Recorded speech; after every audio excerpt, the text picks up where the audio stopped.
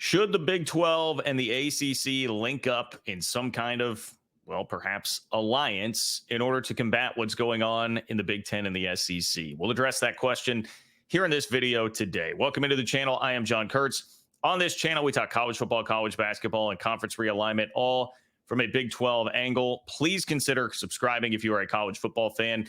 Even if you are not a Big 12 fan, we get fans from all across the country. Great live shows on Wednesdays and Sundays as we discuss all things going on in conference realignment in college football and college hoops. So make sure you click that bell. You know when it is that I'm going live. If you could like the video, I would much appreciate that as well. Easy way to support the channel. Leave a comment. Let me know what you think. Should the ACC and the Big 12 try to link up in some sort of partnership? Is it a terrible idea? Let me know in the comments. And if you want to support the channel, you can do so on Venmo at John-Kurtz-4. Okay. I'm taking this from a John Wilner mailbag. This was a good question that was levied to him. And John Wilner, again, I will link to the mailbag story here in the description of the video, but is one of the best out there covering college athletics. You're getting that from a Pac-12 slant or Pac-2 or however you want to describe whatever is left of the Pac-12 these days. You're getting a West Coast slant, and nobody covers college sports on the West Coast like John Wilner. So in his mailbag this week, he got the question from Cargo Man 0363 to try and play defense with some offense in light of the Big 10 and SEC partnering up and gaining influence. Should the ACC and Big 12 merge? Now, merge is way too strong, and Wilner is going to address that. I will address that. Merge, I don't know what merging is going to do for you really at all here, and I don't think anybody would go for it. But the idea of them joining up in some sort of agreement, scheduling, otherwise, whatever it might be, I do think that that is an intriguing idea. So here's what John Wilner says. John Wilner says, in theory, sure, the conferences should explore all available routes to counteract the Big 10 and SEC as they consolidate power. And I'm right there with that. I mean, this goes along with everything I've been saying since day one. Texas and Oklahoma leaving for the SEC. Hey, if you're the Big 12, you need to embrace any kind of creative solution that you possibly can to make your conference more viable. At the time, we thought that was going to be playing on weeknights. We thought that was going to be joining up with more gambling outlets to increase the amount of money that you're taking in. But in this case, it can be looking for any kind of strategic partnership that can help out. I'm all for exploring it. I just don't know how much it would actually help. Wilner says the hotline felt that way about the Pac-12 and the Big 12 years ago and suggested a scheduling alliance that would have provided strength in numbers. And that is true. I can remember reading that back then. Wilner for a while has been saying Big 12 and the Pac-12 should have created some sort of strength in numbers alliance. And I love that word being thrown around. It's turned into a pejorative really in the college football space. Wilner says we shouldn't be surprised to hear the ACC and Big 12 have held informal discussions. Or rather, this is an important distinction here. He says we wouldn't be surprised to hear the ACC and Big 12 have held informal discussions about ways they can work together and use scale to unlock value in non-conference matchups. So he's saying if that were to come out, if that's a story, if that's a report from Pete Thamel tomorrow, that there have been informal discussions there between the two leagues, none of us would really be surprised. And I would not be surprised. Brett Yormark seems like a guy who's willing to explore any and all creative possibilities to strengthen his position. And for him, maybe it's even, hey, scheduling agreement gets me a little bit of an inroad with some of the ACC schools that could come crashing down into our conference if and when Florida State, North Carolina, and the rest do decide to bolt. So I certainly wouldn't think that either side really is in a position to turn down these discussions, at least, even if you are Jim Phillips and the ACC. I mean, they're really in desperation mode right now because the Big 12 at least is sitting here knowing what the reality is that's coming down the pipe with the Big 10 and the SEC, but at least feeling stable about its membership. The ACC knows the reality and is not feeling stable at all with its membership. So they should be looking for anything and everything that they can do if they have time between all the legal battles going on between them and Florida State here at the moment. I don't think there's a whole lot of downside if there were to be some sort of scheduling agreement here. Now, you're not going to greatly increase your TV value for future contracts or anything like that, but it might help just create an extra non-con matchup or two that could be viewed as more prime time, big time, something that carries weight throughout the rest of the regular season.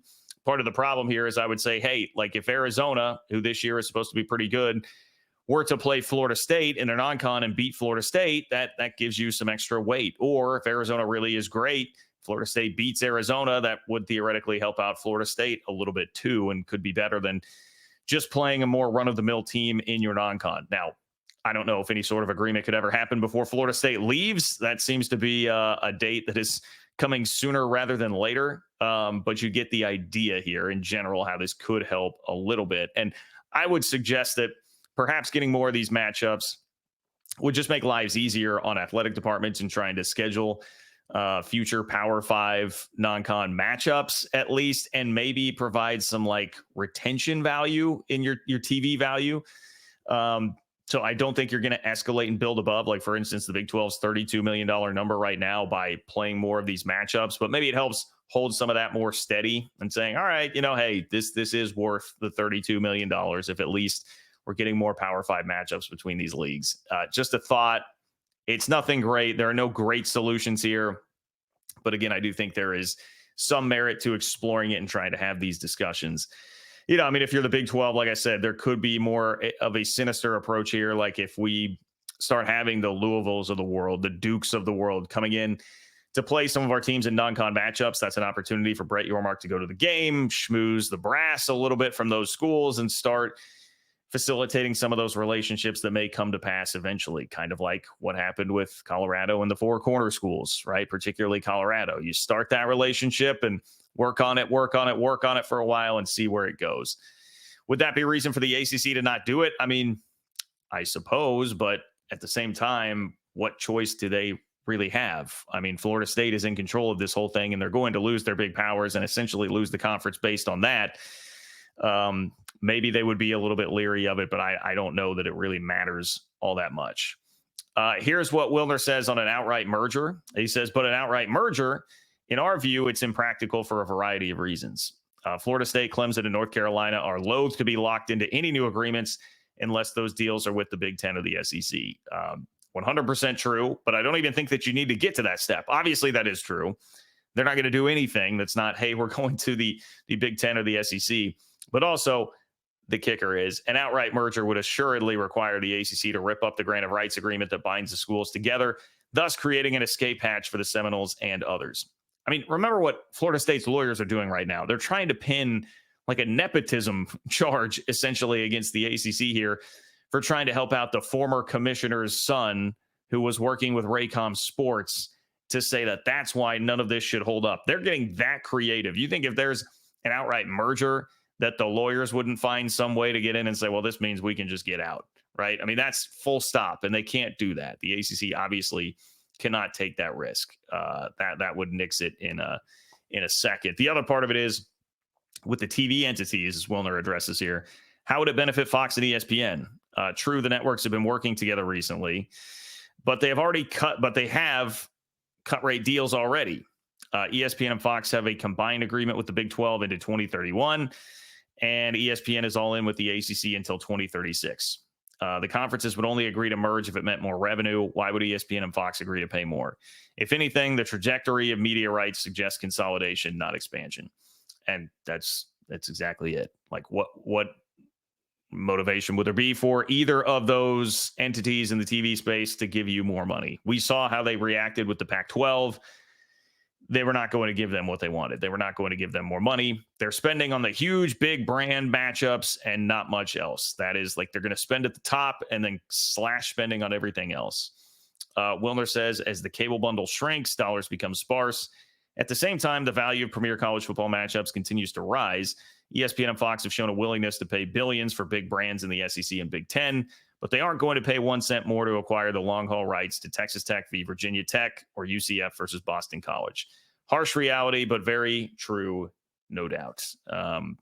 You could create, you can get some better matchups in there than like UCF, Boston College. I know Boston College had a better year last year, but they lost their head coach. You get the idea.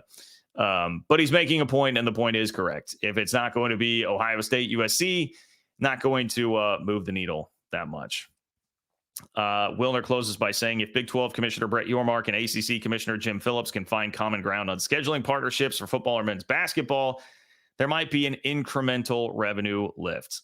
I hadn't even thought about the basketball piece of this. Now, that could be something that helps out a bit in Brett Yormark's quest to create the best basketball, or continue to make better the best basketball entity that's out there. If you're getting Kansas playing Duke or North Carolina, obviously that resonates. If you're getting Baylor playing Duke or North Carolina, that definitely helps. If when Arizona's in the league, you're getting Arizona and Duke or North Carolina, that definitely helps. So there are some ways that you could use that for basketball as well. I want to close with this. I will talk about this more on the next live show, because it's a very interesting point and a whole nother discussion that we can have. And it's just an offhand comment by Wilner here. But Wilner closes by saying, but we are skeptical of any scenario in which an outright merger would create more value for the conferences. In fact, it would devastate the ACC by providing its top brands with an exit route.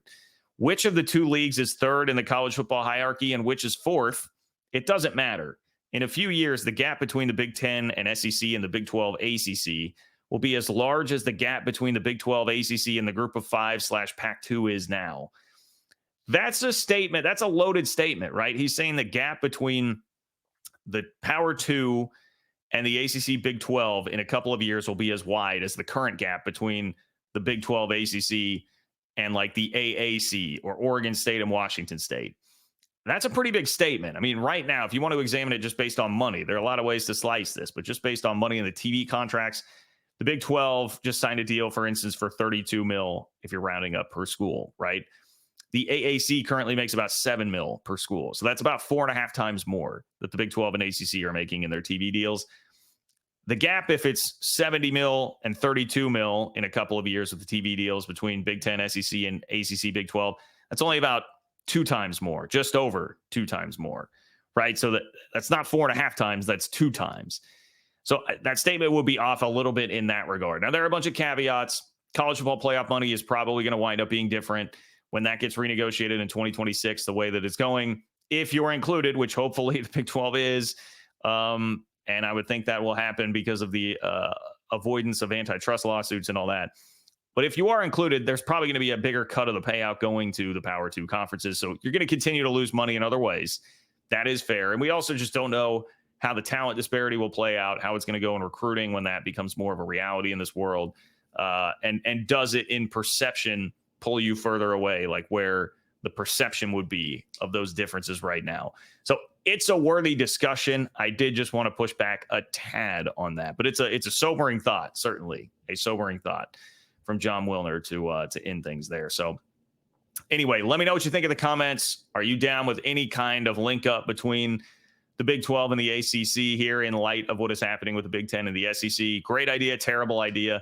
Love me, hate me, any of that stuff. Leave it in the comments. I'd appreciate it. If you could like the video, I would also appreciate that. And hey, John-Kurtz-4 on Venmo if you want to support the channel there. Much appreciate all of you. Thank you for being here as always, and I will talk to you soon.